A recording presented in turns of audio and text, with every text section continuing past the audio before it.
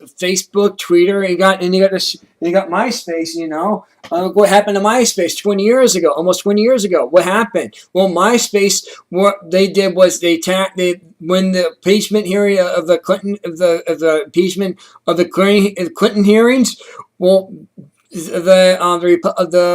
had a dish to watch. You had also Matt Drudge, the Drudge Report. You had the Examiner. They got censored, just like National Review got censored. Same things happen with Twitter and Facebook. They're being censored too right now, just like we are being censored. Just like the Mark Levin show is being censored. You got us being censored like crazy right now. The conservatives are being censored once again, but this time more viciously than was 20 years ago. But again, the internet was just starting to come out. Remember, MySpace came out in '98, and I wasn't too much into the internet, right? Except on the computer, doing my little drawings, right? Learn about this, that, right? And so it's only been recently that I have I just have a basic little page on Facebook, but nothing to put out there. I just utilize the other Facebook. I'm probably in over 100 different groups.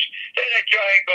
It's tedious. It's time, and I put it out there and try and see if enough people. And evidently, I did it. It got you interested. It got another guy interested. Yep. Look, I'd love to get to the point where I think myself that maybe Hannity or somebody like that, or like a Mark Levin, will have heard about what I'm doing. Hey, maybe they want to interview him.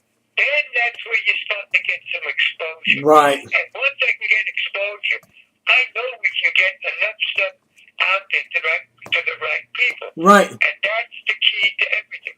Right. I mean, I don't know, Mark, who listens to your program or who listens to this one, but every little bit helps, I guess, as long as we're out there. You do not know who is going to pick up on something. Right. And I try to, the one thing I always do, I live by what my goals and what my word is and what I'm saying I'm going to do. Right. And that's it. My parents told me, my father told me many years ago, gave me some advice. One was your handshake has got to mean something. Right. And your word has got to mean something. Yep. And I live by that. That's it. Mm-hmm. Sometimes I'm pretty aggressive. I'm pretty straightforward. People ask you something. I don't try and handle it like as if you're a politician and you waver from answering the questions. And yet I've spoken all over the country to kids and different groups. And of course, then I know the topic, but so I can talk a little bit more easier and it flows a lot easier. If people ever looked up my website, like I said before, drfootsy.org, you see the many things that I've done and interviewed on cable, on radio, internet, TV, right. here in Los Angeles, on several programs on drugs and on diabetes, and in a fun, humorous way, and I was on a half hour. So, I mean, I've got something to say. It's up to people to want to listen. And the future of this world is youth. That's it. We're all not going to be here forever. Nope. But you want to leave something. We're not going to take nothing with us.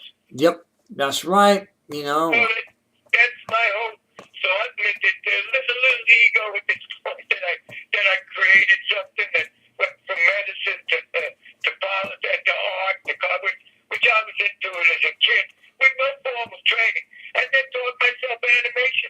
So I would love to, and I've been saying this for years, for kids. I originally had a building down here in South Central Los Angeles. We were going to make a studio to give inner city kids a chance to keep them off the street against the drugs. But you couldn't do it without support. But I did it out of my own pocket. And I did it for so many years. And eventually, in order to keep hanging on to just living, I'm retired, I had to sell that building at much cheaper than what it was. But that's beside the point. I would do everything I did that I did now, I would do all over again because I did not depend on somebody. I mean, you hoped that somebody would be supportive, but I didn't. So I reached back in and found a way where I could either borrow money against my house or in order to fulfill the dream. And I think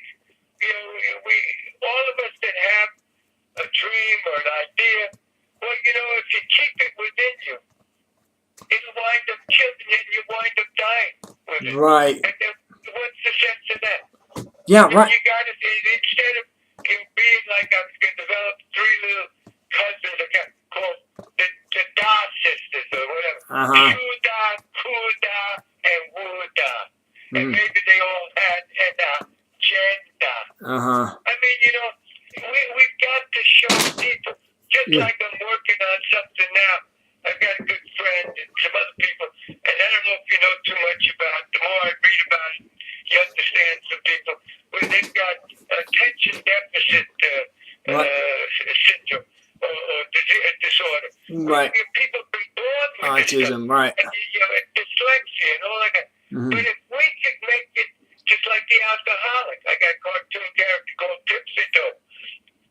If you make it fun, and I've had a lot of recovering alcoholic friends that have been recovered for years, and they love the concept of a cartoon.